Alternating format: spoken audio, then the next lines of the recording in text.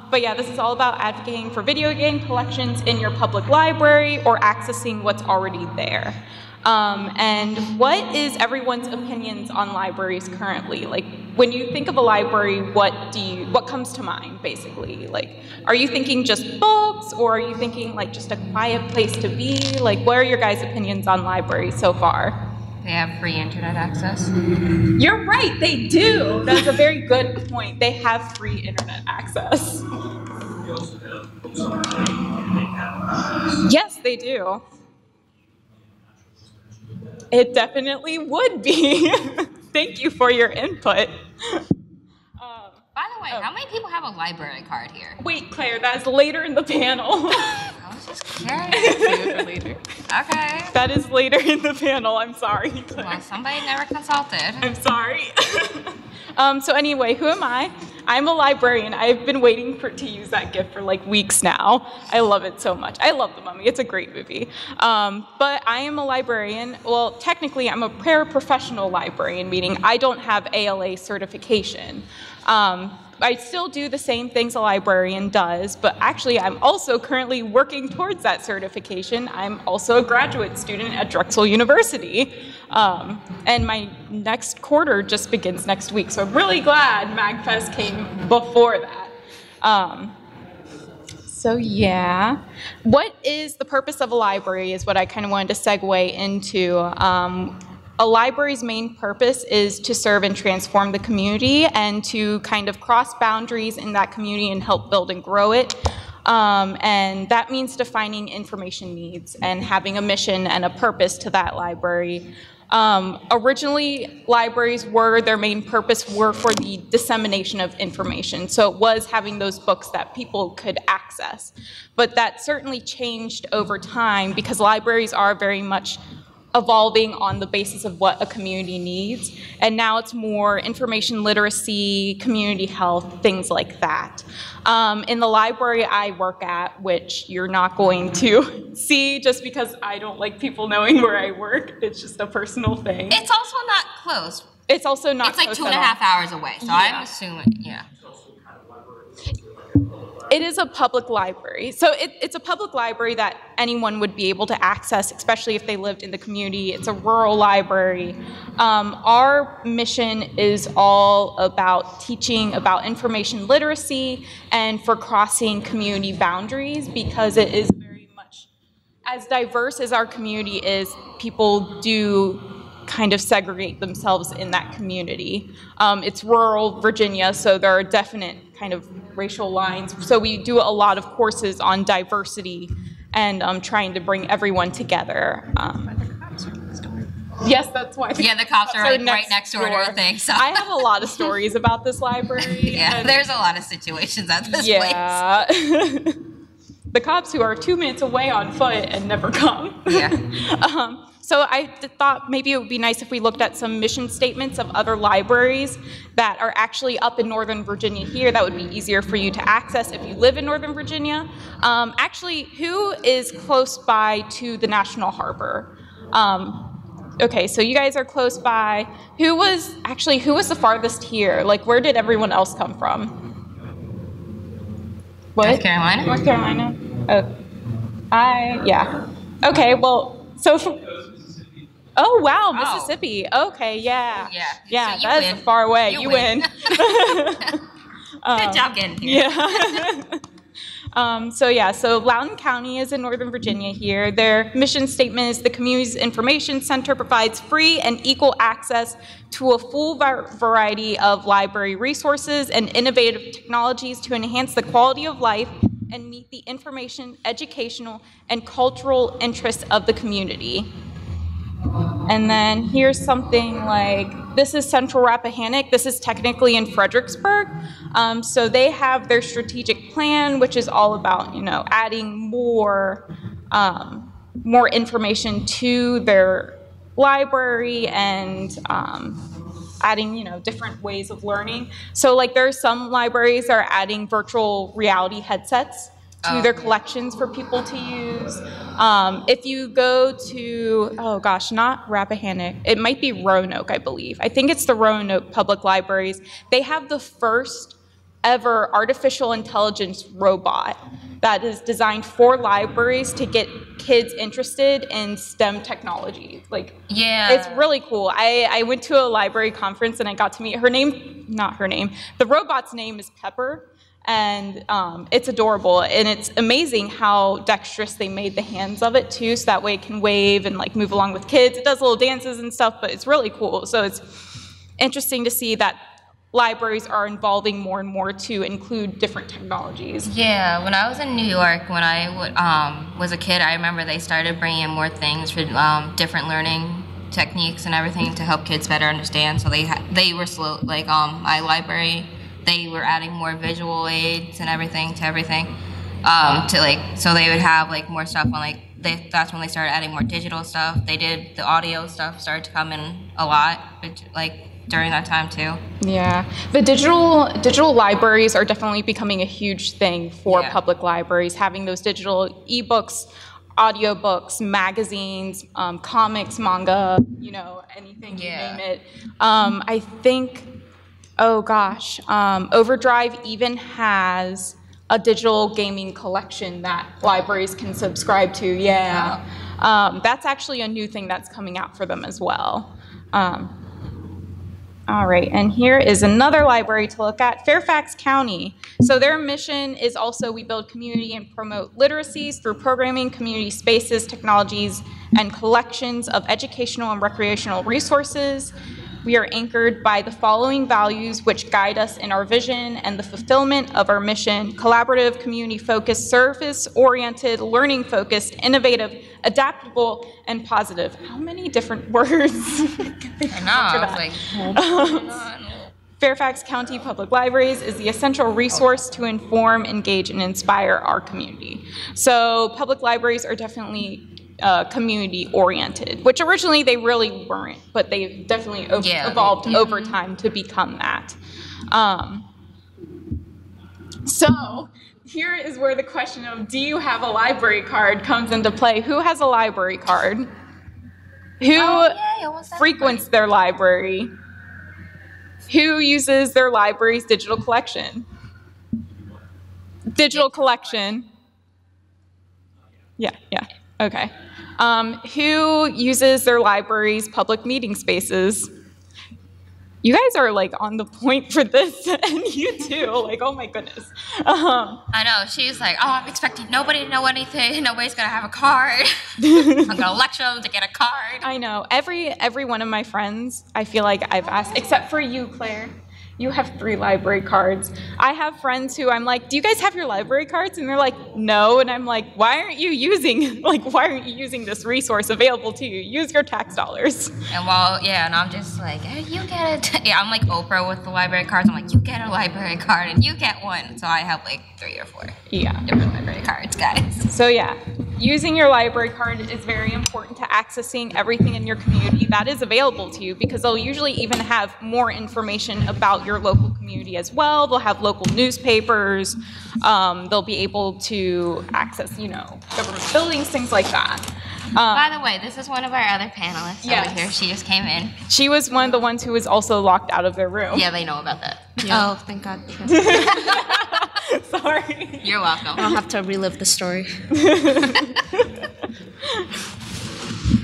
Okay, so what can you do right now? So what kind of, ask yourself some questions. What do you need to start gaming?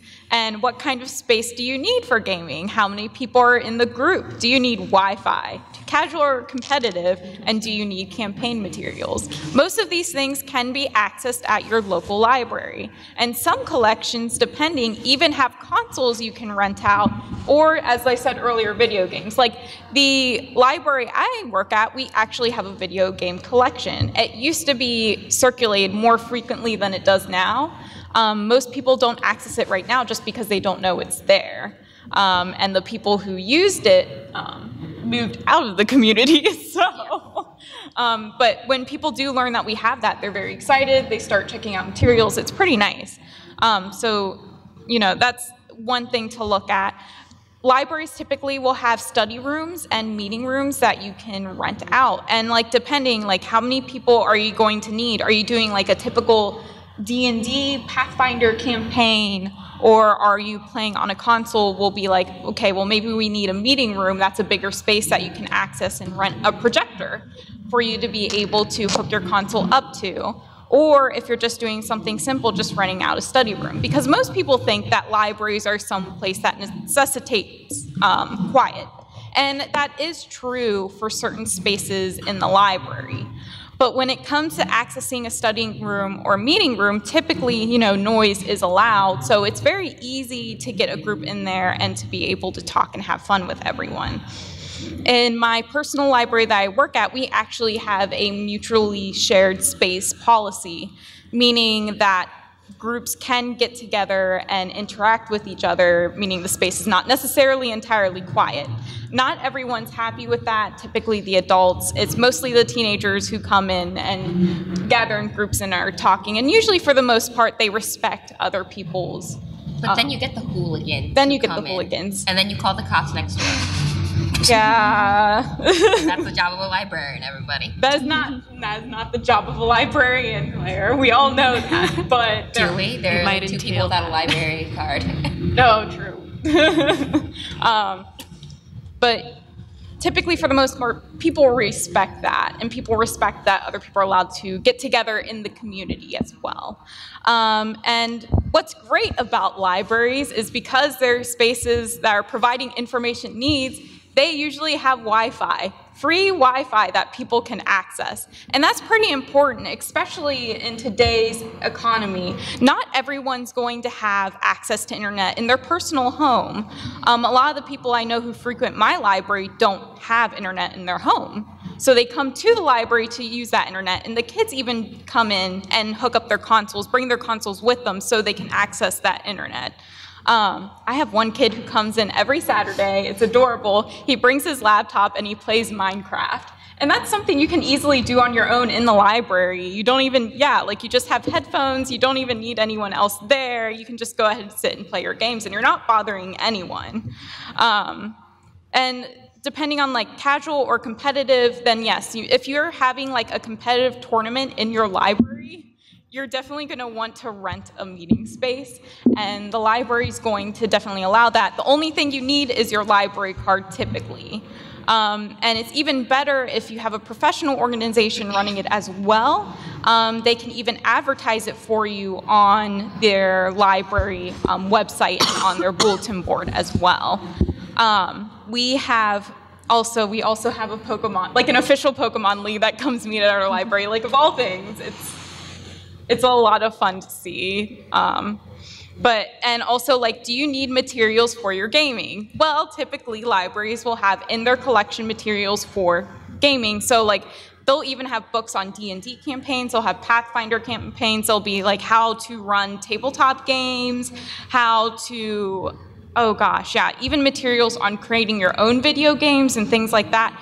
Libraries are all about information, access to information and being able to provide that information and being able to provide the correct information. That's what's very important about libraries, is that they're providing factual and, I wanted to say vetted information, but peer-reviewed information, essentially.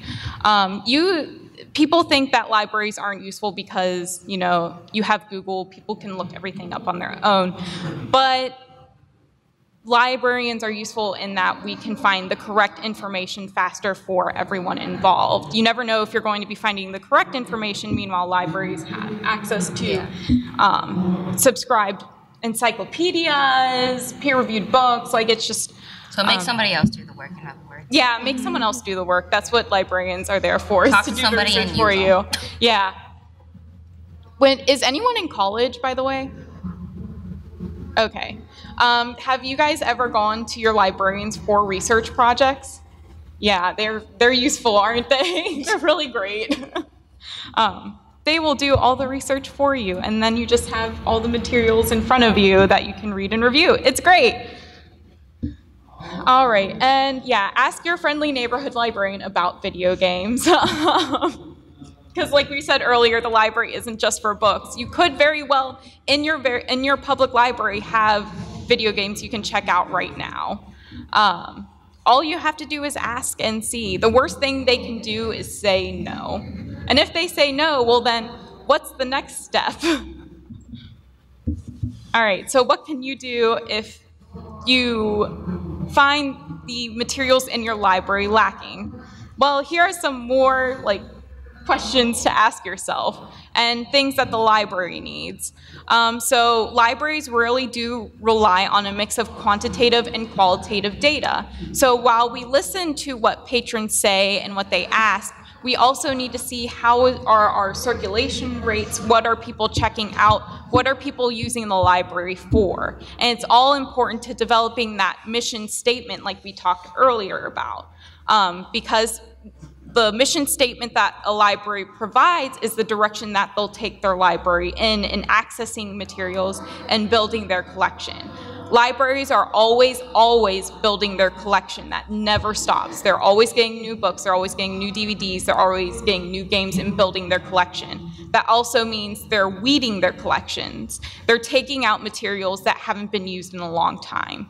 So say there's a book that hasn't been read in 3 years, that's going to have to go. If it hasn't been checked out, hasn't been read in-house in a certain period of time, usually they'll be weeded, put into the lobby for sale, and the money that they get from that is used back into purchasing more materials for that library. So if patrons are just saying things about video games, but they aren't checking any materials out about that subject in particular, or aren't being very frequent about what they would like in the community, then that probably won't happen at the libraries because there isn't enough data to justify acquiring those materials. And next question, what are the patrons saying? Typically, one of the best ways to get a collection started in the library is just talking to your librarians and making requests in that library. Depending on the library, they'll have request cards that you can write down titles and materials that you would like and submit those. Yeah, or some will have little suggestion boxes for any books or games or anything. Oh, yeah, so, I've seen a lot of them that have that, where it's do you need something? Mm-hmm. Or a lot of libraries I've also seen where it's even if they don't, they easily could just request it from another library and some of them will transfer it over. Yeah, interlibrary loan is a thing that you could possibly use when it comes to video game collections. Yeah. I wouldn't necessarily say they would do that for sure, because typically the checkout period on materials like that are a week or less. And when it comes to getting those materials, they have to be shipped. If it's a branch of a large system, though, they probably would be able to do an interlibrary loan for that. So the library I work at, we do interlibrary loans with agreements from neighboring counties because we have a single library in our county. But the neighboring county to that, one of them, they have 8 different branches in the county alone. And they don't have any interlibrary loan agreements with anyone outside of there because they have enough materials within their own circulation system to be able to do loans between the libraries themselves. So you would be able to check out a DVD from another library without having to go to that library. But they also have a special van and stuff that just drives around materials all day between those libraries. And like I said earlier, what materials are getting checked out, that's very important in dictating what kind of materials the library acquires for their collection. And also how many requests they have received. Depending on the library, so mine, we take our patrons' requests pretty seriously. We try to acquire it for them. If it's a book that's published by a reputable publisher and everything, it doesn't have to quite be read as closely, we'll try and get it for our patrons. But if you're looking at a system that's larger, like say Loudoun County or Fairfax County, their requests might need more than just a singular person about that book, because you might be expecting just that single person to be checking out that book sometimes. And if the library's adding a book that's only going to be checked out once, is that really useful to a collection? So that would be like asking if you would like a video game for that library or a library collection to start and happen, and you're just a singular person asking for it. Well, is it useful for the library to use their money in such a way that it's only going to benefit a singular person in that community? If a library is going to start a new collection that they don't have, they need to see bigger community support for it. Oh, thank you, Claire. Thank you for your moral support. But yeah, no, also, so the moral of that story was make a friend, put in multiple requests for a book if you need it, too. Yeah. Put in multiple requests and get your friends together in the community to collectively request and suggest the ways the library can improve. Become involved in your library is the best way to getting and accessing that collection. Because like I said, one person just isn't going to cut it for a library. They have to use their spending materials wisely. 90% of funding for public libraries comes from local taxes. And sometimes it just isn't enough to cut it. There are some libraries, the library I work at, can only support 3 full-time workers. Yeah, it's kind of sad. Definitely need more staff, but only 3 people can be full-time. But when you see more, I guess you would say, wealthy communities, then they have a lot more access to resources, like Roanoke, where they have their own, you know, artificial intelligence robot, or something like Loudoun County, where they have, oh gosh, they have like every service under the sun. It's beautiful. I love it. Oh my gosh, it's like a dream come true. But yeah, so they also, libraries have to pay special attention to how that fits in their current collection and how that fits with their community. And that's why you need a community to request materials like that if their collection isn't already there. If the collection is there, then it's a lot easier to be able to build that collection. All you have to do is start checking out those materials more, and they'll see in the statistics in their TLC system. A TLC system is what they use to check people out, to keep statistics on people's records, you know, and see what is flowing in and out of their library. They will see that, and they'll see, oh, maybe we should be putting more funds towards this if people are using this more. It's all about having that quantitative and qualitative data. And who should you advocate to in a library if you're trying to build a collection? So like I said earlier, your library staff. That is the most direct way to make requests in your system, and that is the most direct way to have your voice heard. It's very easy to talk to a librarian, even to the people who manage the collection. There are different jobs in a library. There's not just circulation. There's the person who does collection management, and that's the person who's going through what materials are going to be bought for the library and going through reading, using, and checking to make sure they work. And if they, you know, if it seems good for the library, they'll keep it. If it doesn't, they send it back. Those are the best people to make friends with in a library if you want to get something in a library, because they have the control over that. Your branch manager, they will also have control over how materials are budgeted in the library, what money goes where, and what programming they can start at your local library. So if they hear you talking about, hey, maybe we need this kind of collection, hey, it would be great if we could start a tournament there. Hey, someone in Richmond actually is starting a convention, and a lot of libraries will help conventions start at them.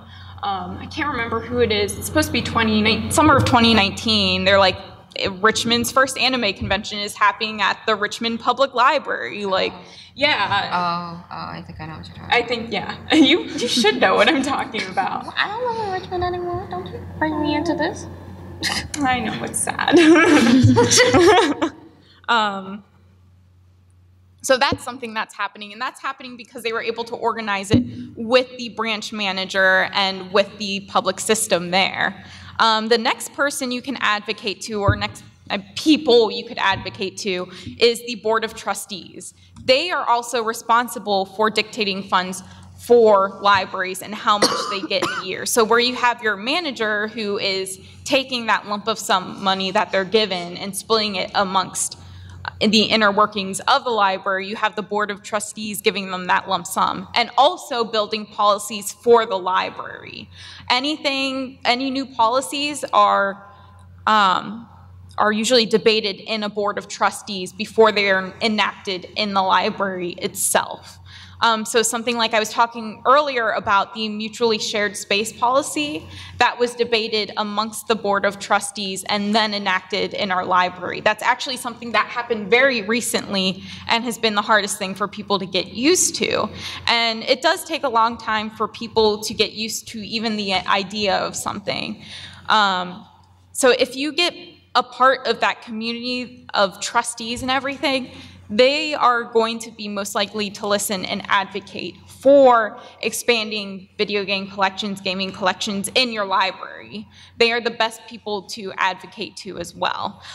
Even in your community, you can just go to regular community meetings as well and have your voice heard. Typically, there will be at least like one librarian there. It depends on the size of the community. Yeah, it also depends on the library and all that too. Yeah.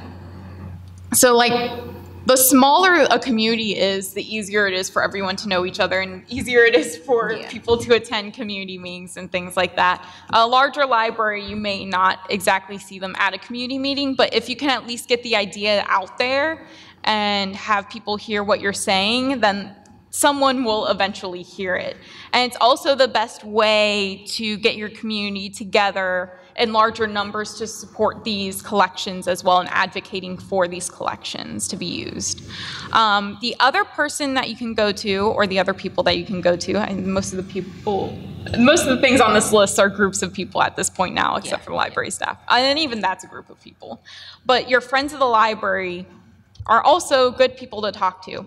Every library has a Friends of the Library group, and those are people who raise money and donations for the library itself.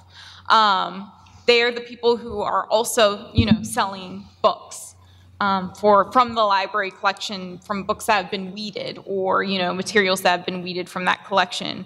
They're the ones who help support getting new materials, getting new collections, things like that as well. They're the ones who advocate in the community for the library itself.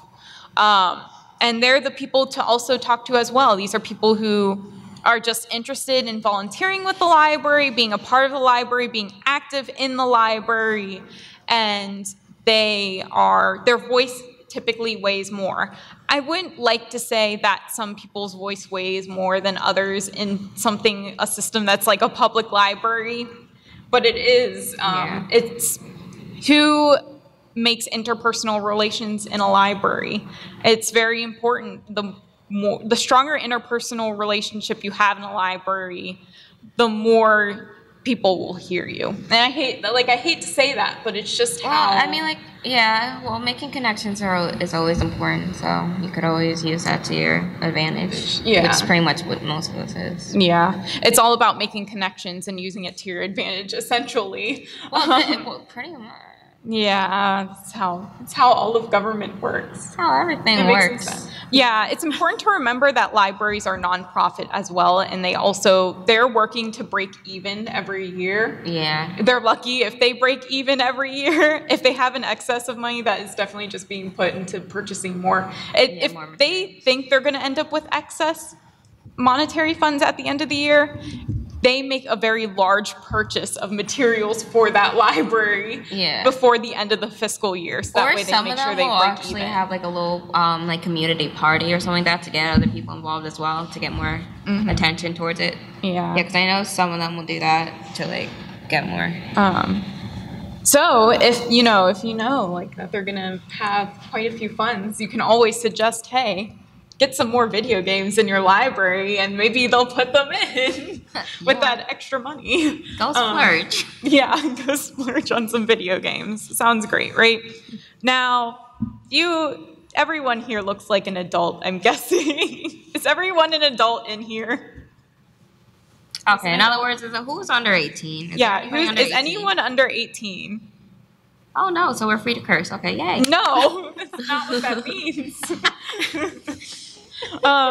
Well, I was going to suggest if you're under 18, you have a voice too with the Teen Council. So libraries will also have a Teen Advisory Council as well, and they'll work towards purchasing certain materials or creating certain events for the library that engage youth, services and more young people to come into the library. Yay, because we want people reading books and doing things and getting involved in their...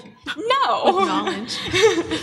We are not brainwashing the next generation. It's about support. It's about supporting your libraries and accessing information. But they also have their own funds as well, and they can purchase materials for the library as well. They're basically like a younger Friends of the Library group, and it's great. And they're the ones who are probably going to be accessing things like a video game collection or gaming in the library, and they will get the necessary people for that movement. And if there isn't a teen council at the library, well, it's very easy to get friends together and form a teen council at the library. Yeah, so lesson of the panel, make a friend. Yeah, make a friend. Get a big group of friends to create and expand these collections. I'm actually curious, who knows if they have video game or gaming collections at their library? Okay. So okay. some of you do. Yeah, some of you do. Yay. Do you guys access those collections? No. Are the games kind of outdated? Okay. Yeah.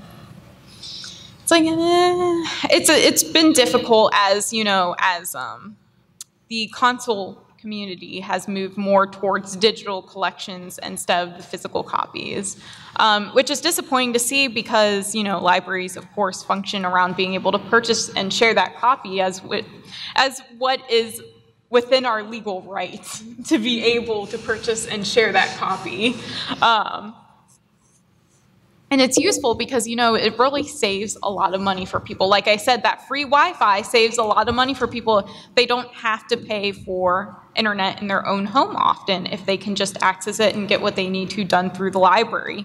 That can save, at least $50 or something a month? Yeah. Like, I know in our personal internet bill, it's like at least $80 a month for our internet.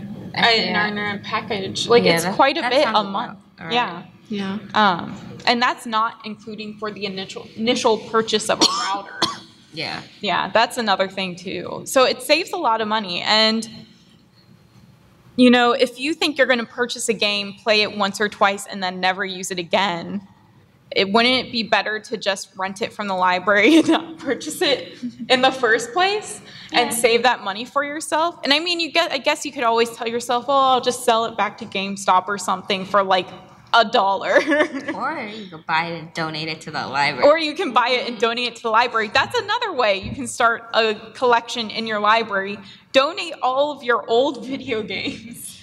Because chances are the library might take it. I would call them first. Yeah, most of them will take it, though, in all honesty. It depends on how big their collection is as well, because I know currently at the library I work at, we're not taking anything. Like, there are no donations for us. We have a very small, limited space that we have used to the best of our ability, and we are trying to get as many books out as we can because it's just constantly so many new books every single year that people read and that, we have people not using. Oh, there's a dog out there. Oh, I saw that too. Yeah, and I was like, I don't want to be that person who said it, though. Thank you. I feel better now. Okay. Donate to your library because GameStop won't give you money for your games anyway. They won't. No, because they'll only take they'll give you $2 for a brand new game. You'll pay $106 and they'll be like, I'll give you 50 cents. Yeah, this literally. Point, just give it to the library. There'll be more use from it instead of exactly. You might as well start a library collection. A video game collection at your library. I have a personal vendetta against GameStop. I'm sorry as well. I know. Yeah, you do know. As you can tell, I'm pretty bitter as well. But if you donate enough, you could be like a narcissist and be like, I want my own wing. Oh, yeah, if you donate enough, try and get your own wing at the library. Yeah, just try to get your own wing so you could get a personal gang. So you could be like, I have a wing, guys. What you have. Real Gucci gang right here. Yeah, that's Wow. maybe The my real Starbucks Lil one. Pump sitting right next to us. Oh, yeah. Well, Claire and her 3 library cards. Should have a wing at every single library she visits. 3 wings. Just donate your old video games, Claire. But yeah. Yeah, another thing I was talking about earlier was how there are digital collections for video games as well now, which is nice that libraries are also evolving, even though you can't share them, physically. You can do games digitally now, but that's if they're subscribed to that particular function with Overdrive, and quite a few libraries have not subscribed to that yet. It's like a whole different world for that. But that's also another thing you can suggest to your library is digital gaming collections. It would be easier for them to keep track of, and it's easier for people themselves to keep track of as well, because what's nice about digital collections is that it automatically returns. So you never have to worry about late fees or lost fees, which can be a real pain in the butt. Which was actually nice because the library I work at as well got rid of late fees, and now we only have lost fees. They got rid of late fees? Yeah, they got rid of late fees. It's actually been working pretty well so far. People don't like the idea of owing the library about $30 for a book. I don't think a lot of people like the idea of debt. Yeah, but as long as that material is returned, then they don't owe anything, And it makes it a lot easier on individuals in a community that may not be economically, well off. Yeah. Because the library I work at is in rural Virginia, and there's not a lot of money out there. There is a lot of that. That's why the cops are next door. That's why the cops are next door. So does anybody have more questions? Or any questions about getting started in their library and advocating? Anybody? Okay. Oh, wait. Oh, wait. Mm-hmm. There's a finite number of resources available. Yeah. So one of them now, like Fairfax County allowed huge library systems, greatly funded, all kinds of resources with the smaller libraries, but the big systems where you put them stuff. So the smaller libraries, if you go out in the dumpster, will find books in the dumpster because somebody donates a book. So you have this question of allocation of resources. So my question is, based on your experience, if you're at a library, what types of games? And I'm looking at a broader, like when you say games, I'm assuming that you're thinking visual games, and I'm thinking. Oh, also board games as well. So based on your experience, what kind of game types or games or books are on in the library systems that you've worked in or that you've visited? Most common that I've seen are actually around Xbox 360, PS3.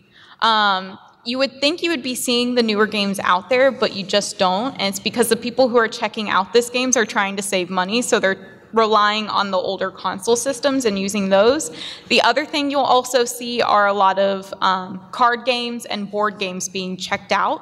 It's very easy for a family to come to the library and play together. And a lot of libraries themselves actually have programming to have family game night every week to allow people to come in and use those games inside the library as well. And also another easy thing for libraries to have that's, easy to check out is books. So a lot of campaign books, a lot of how to build a campaign, things that are easy on a patron to be able to check out in return. And of course, some of those older video game materials. My personal library also has quite a few PC games, which you don't think you would see that often, but they definitely do still come out, and we actually keep up on the Nancy Drew series. We have every new Nancy Drew PC game that comes out. They're Kids still love making them. those? Little kids love them. I didn't know they were still making those. Yeah, I didn't know they were still making those. Yeah. Okay. Now, with that Nancy Drew, because of it a while, how does that work as far as last touch of Nancy Drew would get it on a disc? It's exactly what it is, yeah. Yeah, as long as you have a CD-ROM drive, which is something that is unfortunately changing. My computer doesn't even have a CD-ROM drive. You would have to buy that externally to be able to use it. That's why I kept my old old laptop is because I had that available on there to use and be able to play DVDs on even. That's why I'm so disappointed in the move to completely digital materials. I think it's very limiting on a patron and on the user. That's not for CD keys. CD keys? Licensing. You see, we haven't experienced an issue with licensing. I don't know. I think it's that when it comes to libraries purchasing materials, they purchase a different type of material, and that the licensing key isn't quite as necessary on there. I think it's like a different class when it comes to computer games. So like it's easy to purchase, like, say, like I said, an Xbox 360 or PS3 game and be able to, share that to people. It is harder when it comes to the PC games, and I think it's purely that libraries just purchase a different material. But if you go to the Library of Congress, they also have their own archived collection of PC games as well. That might be a worth it question to ask them as well, because they also have the older materials. They have things that would be on like Windows 98 and like Windows 2000. They have a whole collection of archived games because they recognize the importance of archiving and preserving that part of history. They even have their own archived web pages that people can look at as well and kind of peer back into time. And they figure it out somehow. I don't know how quite. I'll talk to my cataloger about that as well. If you just want to send a message on, actually, let me just go to the last page here. If you just want to like send a personal message to either my Facebook or even on the first page, what? Oh, nothing. I was making fun of your Twitter. Oh my God, I'm sorry.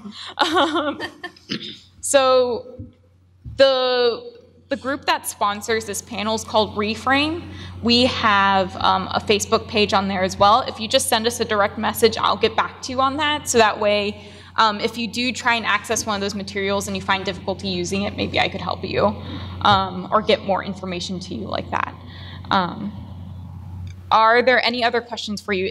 Because it is different for libraries, we do purchase different materials. We have vendors that we go through purchasing books and games and things like that, unless it is a donation. I think we actually got like Civilization 3 or something too for PC. It was, yeah. That's just entering our collection now. But like I said, we have quite a few people in our community who use the more dated materials because they don't have access to the newer, consoles, newer PCs, just for economic reasons. Any more questions?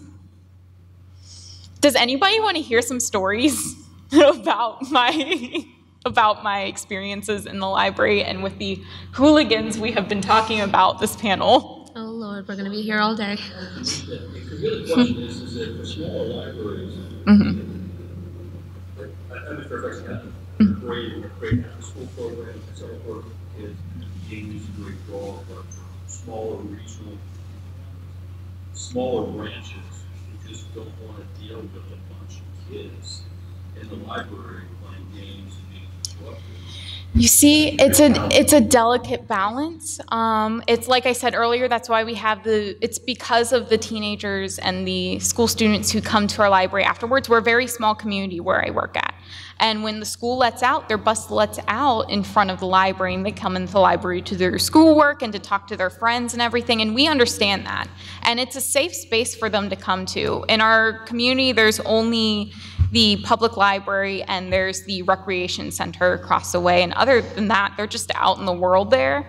And the county I work at, unfortunately, actually has a gang problem as well, which you wouldn't think that in rural Virginia, but it exists.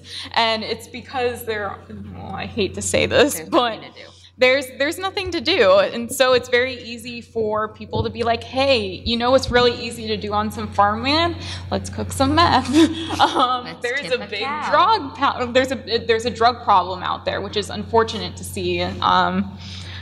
But it's also because of tough, economic, And that's standards. why the cops are next door. And that's why the cops are next door, but they never come soon enough.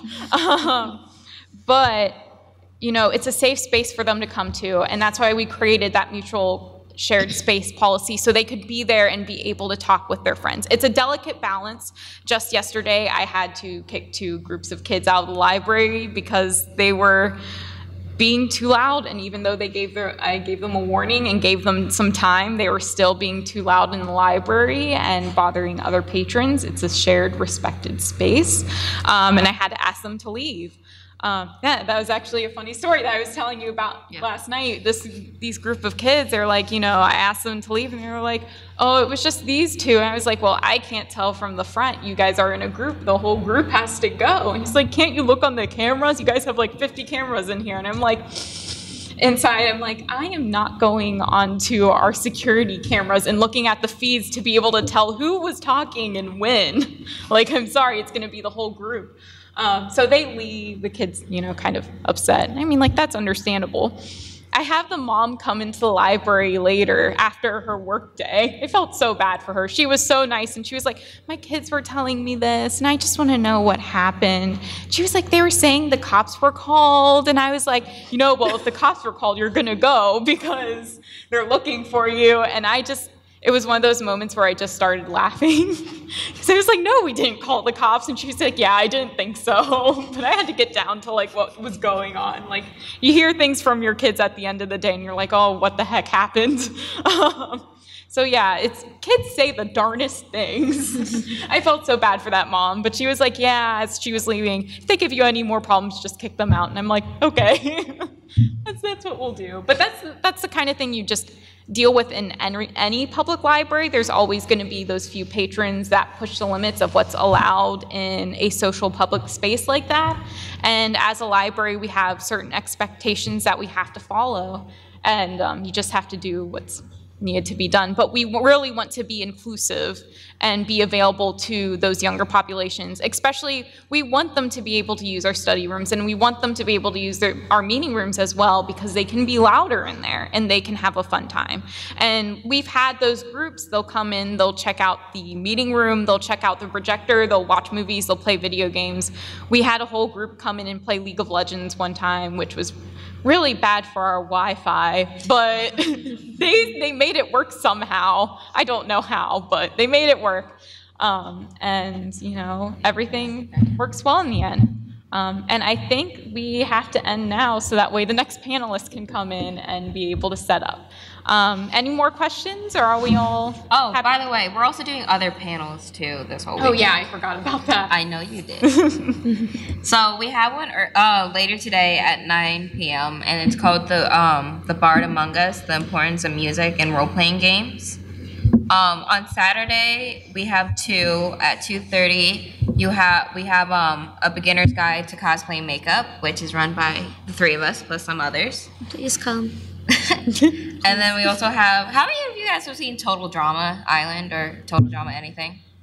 It's a cartoon show that's on Cartoon Network. It's like Survivor. It's a parody of Survivor, Amazing Race, things like that. Yeah, anyway, so it's like a mix of that, and it's like, a game show built around that for... Yeah, it's like 16 Canadian teens go to an island and they have to survive ridiculous tasks, and in the end they win $1 million, whoever's the last one standing. So it's like what could go wrong at a convention is basically what that panel is. Yeah. Disclaimer, we don't have $1 million to give the winner, so... Yeah, but we should have MAG points. There are prizes. So, yeah, we have like MAG points that you can almost use as good. Yeah, almost. And then we also have Stitches and Cosplay on Sunday at 9:30 a.m. So if you guys want to get up early again. Which is all about knitting and fiber arts. Which will be run by these 2. Yay! You're going to be there too, Claire. Yeah, you will. Moral support. Yes. So yeah. Thank you for coming, everyone. Thank you for listening to us and sticking thanks for bearing through with us. The whole thing. Oh my gosh, thank you. And you all have a wonderful convention. It's just Friday, so things can just go up from here. All right, y'all have a great day. And good luck getting back home in Mississippi.